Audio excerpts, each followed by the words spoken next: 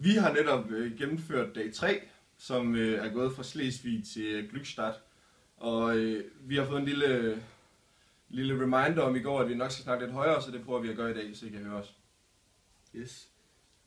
Dagens etape var på 109 km, som blev tilbagelagt i forholdsvis godt humør, med en dag, der startede med det pisser ned igen, som det plejer at gøre.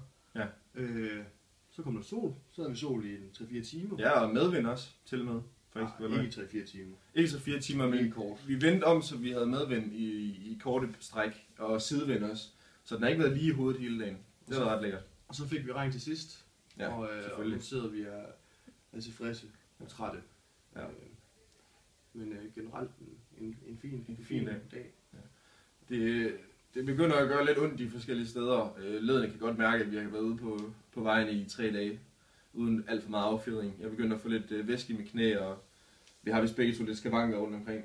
Det er lækkert. Så, men altså sådan skal det jo være. Det har jo været for lidt andet. Så. Og så skal der også lige være en lille skideball til de tyske brolæggere, som har valgt at lægge sten i stedet for asfalt på cykelstierne i byen. Som gør, at når det regner, som det jo altid gør, når vi løber på løbehjul, så er de pisse glat. Og så har de valgt, at det skal ikke ligge på tværs af cykelstien, det skal ligge langs cykelstien, så hjulet sidder lige fast i rillen, så man vil vælte hele tiden. Men bortset fra det, så er de rigtig gode til at lave veje hernede. Ja, især inde i byen, tyske brolæggere. Lidt om lige noget over asfalt til os, tak. Til næste gang. Men i morgen går den her fra Glückstadt til Bremerhaven.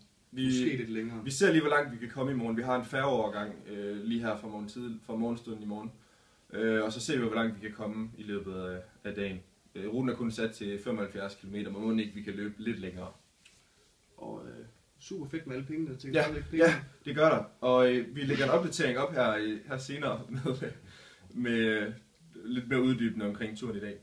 Så I kan læse om det. Yes. Ja, tak fordi I følger med.